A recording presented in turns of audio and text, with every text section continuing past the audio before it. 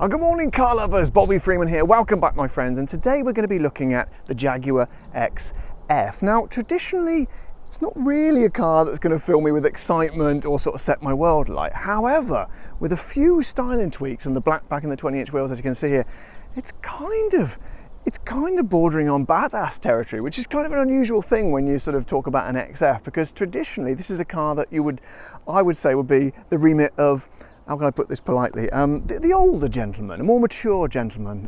I might even go as far as to say an old fart. That's an affectionate British term. But this is kind of indicative of the brand of Jaguar, because if you look, this is essentially it's exactly a executive saloon, and it's not really the sort of genre car that you find most exciting. But when you look at its competitors, things like the BMW 5 Series, you know, the Mercedes E-Class, Audi A6, in terms of design and style, I think Jaguar have got it hands down. I don't know who designs for Jaguar, but they seriously know what they're doing when it comes to design, because nothing can come even close, I think, because it's generally what I would consider a slightly boring kind of category of car. But as you can see from this one, I think it's anything but boring, and we're going to have a look at it today. Maybe it's boring when we get away from the design. Maybe we find that it is still just a boring car, but I'll tell you one thing, my friends, we're going to find out. So let's first of all have a quick look around it. Okay, so as I say, this one has got the black pack on it, so that means we get these lovely black glossy front grille there, as well as the black glossy bits here, and of course the black wheels. I don't know if the black wheels come with the black pack. I think this one's just been spec'd that way, but obviously you also get these black side grills here, which look awesome, particularly with this blue. It is called, I've forgotten what it's called now, but it's a very cool sounding blue, but I think it works really well with the black pack. Got these side skirts here, down here, which look really cool, add to the sports detail. As we go around the back here, it's a very long car. It's very tricky to sort of tell this one apart from the XE, of course. The only detail I can see which sets them two apart is this line here is on a diagonal, whereas in the XE it's straight down. Not the most riveting of detail, but just if you're interested, I've put it in there for you. As we come around to the back here, this is the 2-litre diesel, as you can see. This is the slightly less horsepower one, which is slightly disappointing. You see it's got the 2 exhaust pipes on that side. The slightly higher horsepower diesel, which is still a 2-litre engine, usually has the 2 exhaust pipes, as does the petrol. So as we go around here, much the same this side as on the other side, obviously. But as you can see, it's a very long car, very, very long. We've got lots of room in the boot, lots of room in the back for passengers. But that, I think, as I say, in this colour combination, it's a goddamn looking car, especially on a day like this. It's kind of glistening. I love it. So let's get inside.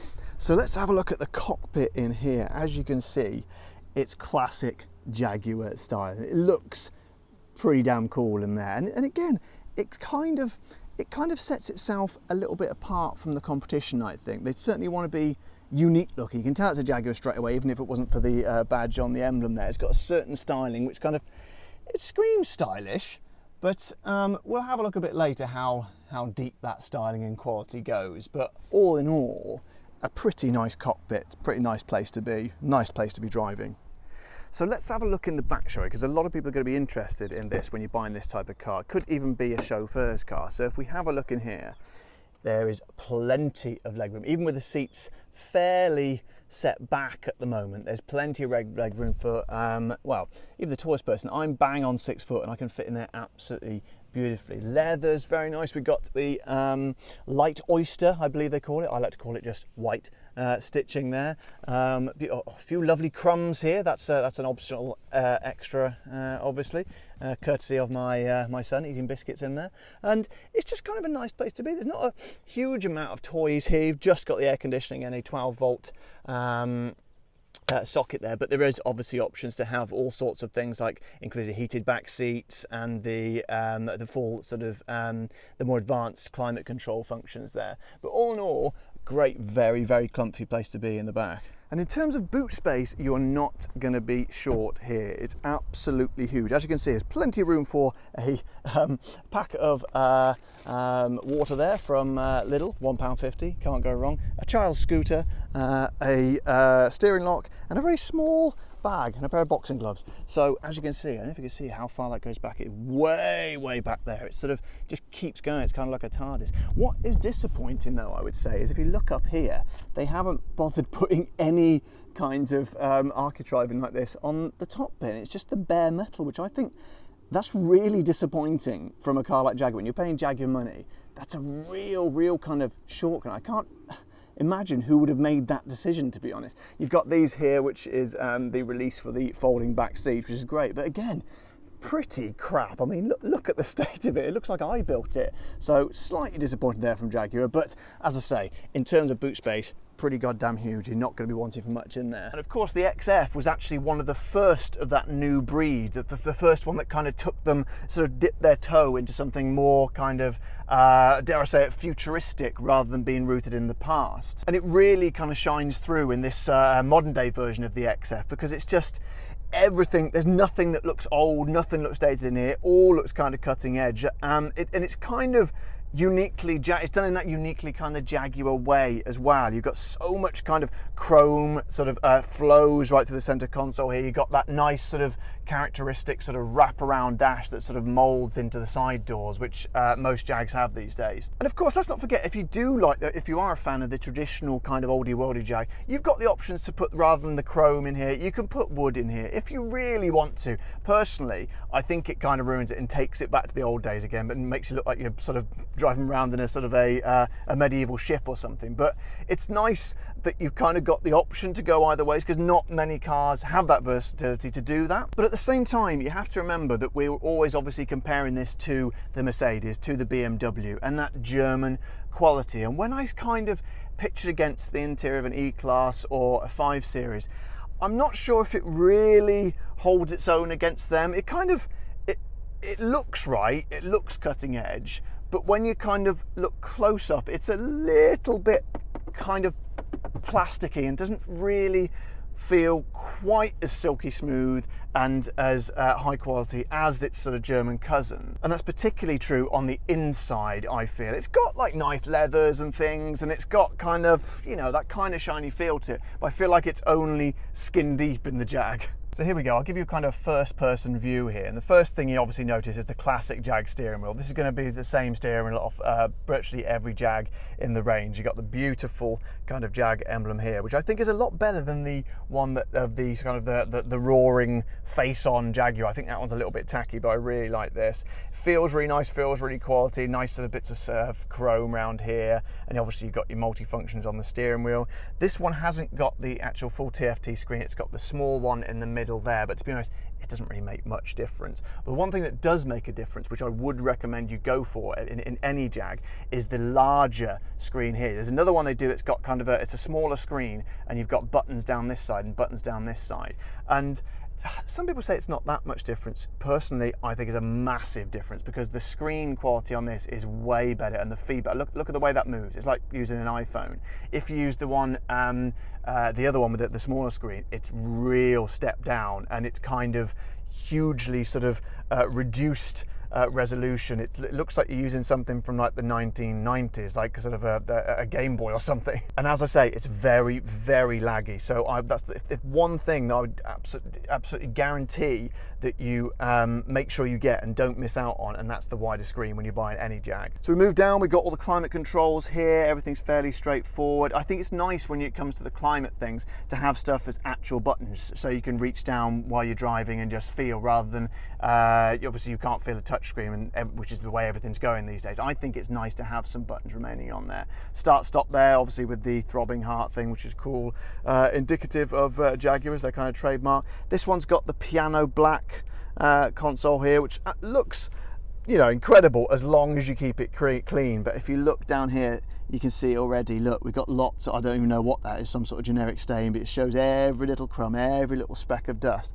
And if you get any scratches on there, you're in big trouble. So you need to keep real good care of the old piano black. And in terms of storage, you've got a small bit of storage in here. Mine's mostly taken up with wires and a bit of hand sanitizer, obviously, but as you can see, there's not a huge amount of space in there. You've got your USBs there as well, and obviously your cigarette lighter thing there, which I've got the dash cam plugged into at the moment, but it's not huge, not particularly great, to be honest. The one thing I do really like, this is a really nice touch, I'm not sure if I'm going to be able to get this in shot, but yeah, just there. So you've got like this little indent here, which they didn't tell me about at Jaguar, but it seems to fit perfectly for your Jaguar key. I know it's not a great bit of camera work, but I think that's a real nice touch. So we're out on the road now, and this particular one is, as I said before, the 2-litre diesel, which is the 180 horsepower.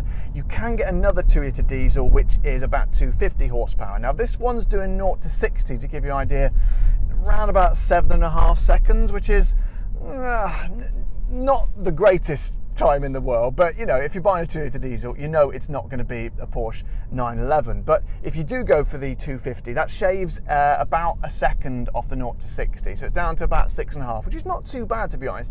I'd probably recommend going for that one if you're looking at the 2-litre. And there is of course a 3-litre diesel as well, which is that's going to take it down to about 5.5 seconds. So if you want to spend the extra bit of money, if you're prepared to do that, I definitely recommend it, because that's just going to be an awesome bit of kit. So obviously off the mark, this thing's not exactly going to be a rocket ship. It is a little bit sluggish when you're pulling out of junctions. You kind of just, I find that I kind of just want a little bit more go, especially if I'm pulling out a busy roundabout or something.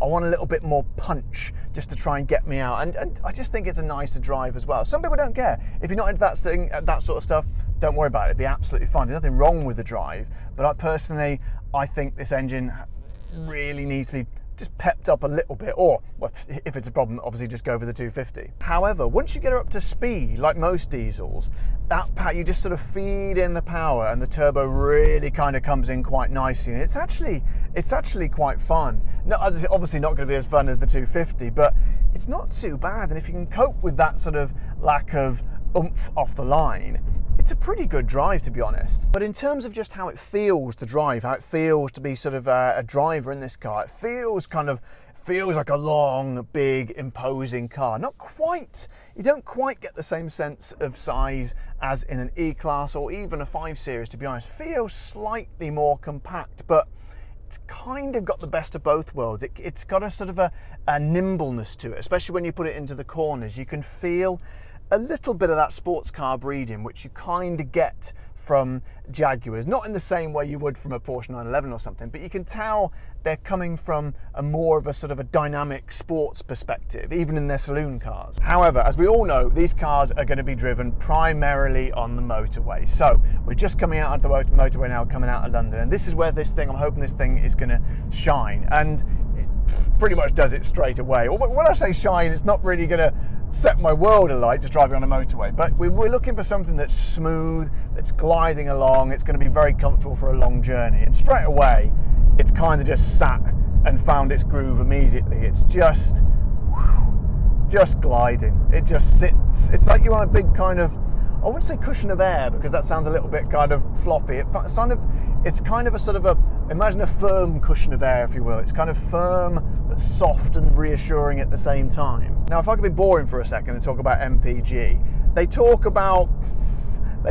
between 40 and 50 on the website, but I'm looking at the readout now. It's because I've just been driving through town. It's actually down at 20 MPG, which is terrible. It's truly awful. But as I say, you would kind of expect that. Well, that's even low, even for a town. That's pretty low. That's significantly lower than what they tell you. However, I have had this thing out on the motorway a couple of times, and I've actually, after a while, if you really kind of just drive very conservatively, I've actually got it up to 58, which is obviously amazing. But as I say, you're going to have to drive very, very consistently for quite some time to be able to get to that level. But generally speaking, it's a lovely place to be. It's a really nice car to have on a long journey. If I was doing a 3-4 hour journey, I can't think of many cars I'd like to be sat in more than this. I mean, obviously you could probably say things like XJ and stuff like that, but we're looking at this style of car. We're looking at sort of the mid-range saloon, and I can't really fault it, to be honest. It feels planted. The ride's pretty quiet as well. Obviously this one's got 20-inch wheels on it, so it's going to be a little bit louder, but I think people obsess a little bit over the road noise in cars, to be honest, because it's, if I went for the smaller wheels, it's going to be slightly softer and slightly quieter, but I can tell you, personally speaking, I've never ever noticed any difference. So we're cruising along now, and I'm just gonna feed in gently that bit of power and it kicks down. Oh yeah, that's what I'm talking about. That's what I was saying about that when that TI kicks in. It just does it in a beautifully smooth, but kind of enough oomph to put a little bit of a smile on your face. And let's face it, I love driving, and any car, I think the aim of any car really is to put a smile on your face, and it definitely does it. It's not going to put a huge like whoa wham bam smile, but a smile nonetheless. And again, if I'm comparing it to the German competitors, I would say, if I'm going to be hypercritical, the steering doesn't feel quite as fluid to me, not quite as smooth and kind of oil, but it's not far off, and it does give you a kind of a nice bit of feedback as well. I'm always into, whoa my god, I nearly ran to a van then. I'm always of the mindset that I like to have a little bit of kind of feedback through the steering, a little bit of heaviness there, so you can kind of feel the surface of the road through the steering wheel. I mean, Porsche 911, well, all Porsches in fact are masters at this, but a lot of cars, particularly Mercedes, maybe to a certain extent BMW, but definitely Mercedes, you kind of have almost a disconnection between yourself, certainly through the steering. It's very, very, very smooth, but I like to be have that little bit more of an involving drive.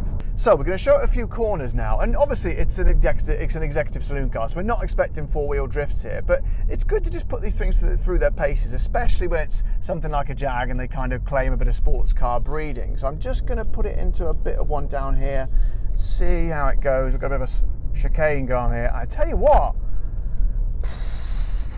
it's not a Lotus Elise, but it's not half bad. it's kind of, as soon as you throw it in, it kind of sort of, it's like the car wakes up a little bit and goes, okay, here we go, and firms up and sort of, what's the best word I'm looking to describe it? Kind of grabs on, latches onto the corners, like, fucking come on then. Do you know what?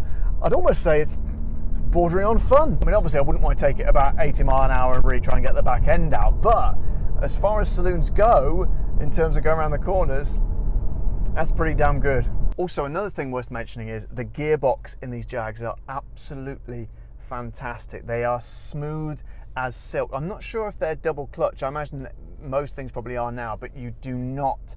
I mean, obviously when you're sort of getting off from a standing start, you notice to get the change into second, but once you're going along and up to speed, absolutely beautiful, and not many can rival it. Just going to give it some up this hill here, and there you go, see? There you go, it really kind of pulls, especially uphill as well. As I say, not great off the mark, but once you're, up to speed, that's not bad. So to sum up, it looks great. It's a pretty good drive, especially when you push it into the corners. It's pretty comfortable on the motorway. It's got plenty of room in the back, plenty of room in the boot.